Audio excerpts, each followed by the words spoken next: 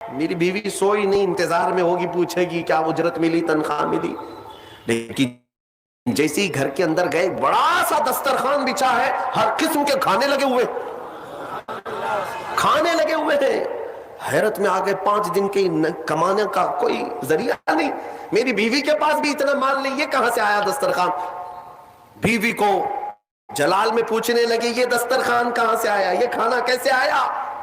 بیوی کہتی ہے کیا مذاق کرتے ہیں آپ، کیا مذاق کرتے ہیں آپ جس بادشاہ کے ہاں کام کرتے ہیں وہاں کا ایک سپاہی آیا تھا، وہی دسترخوان لے کر آیا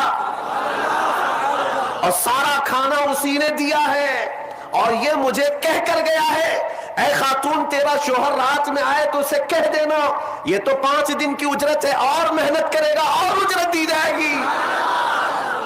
حبیب اعجمی غش کھا کر گر پڑے. بیوی نے اٹھایا، پوچھا کیا بات ہے، کیوں غش کھا کر گر پڑے؟ ہوش آنے کے بعد کہتے میری رفیق حیات آج سچ بتاتا ہوں، میں نے کوئی نوکری نہیں کی، میں نکما آدمی، کوئی نوکری نہیں کی، مسجد میں جاتا تھا خالی بیٹھا رہتا تھا، آج ڈر کر کے آ رہا تھا کہ تجھے جواب کیا دوں گا. وہ رحمان اس قدر غیرت مند ہے اپنے بندوں پر، اتنا رحیم ہے کہ تیرے سامنے شرمندہ ہونے سے بچانے کے لیے وہ جس کو بھیجا مولا وہ کسی بادشاہ کا سپاہی نہیں، وہ اسی رحمان کا کوئی فرشتہ آیا تھا جس نے کھانا دیا ہے. عزیزان گرامی، کہنے کے لیے بہت ساری باتیں ہیں، لیکن میں اتنی بات عرض کرنا چاہتا ہوں، زندگی گناہوں میں گزری، ایک بار توبہ کر کے حبیب اعجمی کے آ گئے اور مولا کریم نے اپنے سارے دسترخوان ان کے لیے کشادہ کر دیے.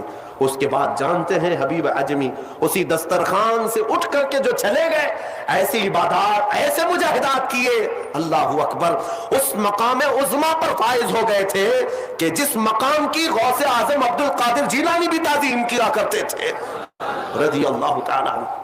میرے عزیز و حبیب اعجمی اللہ کی بارگاہ میں وہ مقبول تھے کہ حضرت فضیل بن عیاض ایک دن ان کے پیچھے مغرب کی نماز پڑھنے کی عورتوں کے ساتھ اس کی صحبتیں، یہ اس کا مزاج تھا تو مسلمان، پیسہ زیادہ ہونے کی وجہ سے ایک غلط سنگت میں غلط عادتوں کا مالک.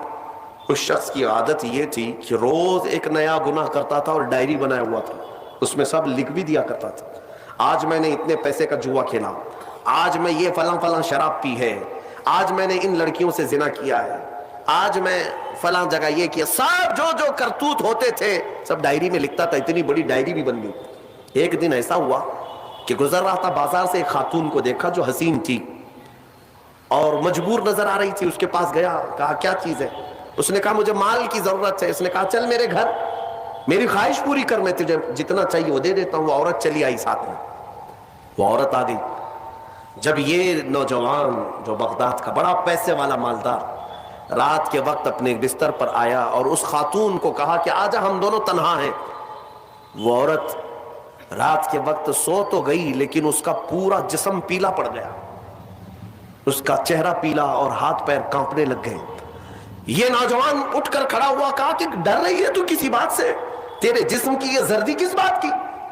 وہ خاتون کہتی ہے نہیں کوئی بات نہیں. پھر اس نے کہا ڈر مت، اس محل میں کوئی نہیں آئے گا میری اجازت کے بغیر، یہ سب پوری میری پراپرٹی ہے، یہ میری شہنشاہیت ہے یہاں پر. اس خاتون نے کہا ہاں یہ تو میں دیکھ رہی ہوں، لیکن مجھے ڈر اس بات کا ہے کہ وہ رحمان مجھے دیکھ رہا ہے، اس کے سامنے میں کیسے ننگی ہو جاؤں؟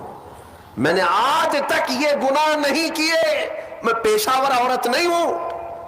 وہ کہتی ہے میں ایک بیوہ عورت ہوں، میرے 3 بچے ہیں، 4 دن سے بھوکے ہیں، میں روز انہیں تسلی دیتی ہوں کہ مجھے بازار میں کچھ کام مل گیا تو میں اجرت لا کر کے تمہیں کھلا دوں گی، مجھے کوئی نوکری نہیں دیتا، اور آج میں مجبوراً بازار میں کھڑی تھی تو مجھے مل گیا.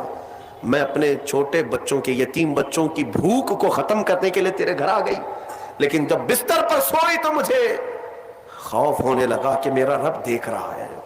میں نے آج تک جسم کو ننگا نہیں کیا. وہ ڈری ہوئی عورت تھی، پاکیزہ عورت تھی.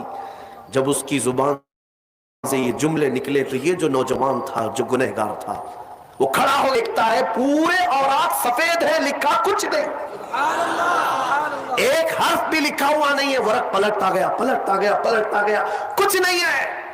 وہ ادھر ادھر دیکھنے لگا، اس میری ڈائری سے مٹایا کس نے؟ میرے سارے ریکارڈ کس نے مٹایا؟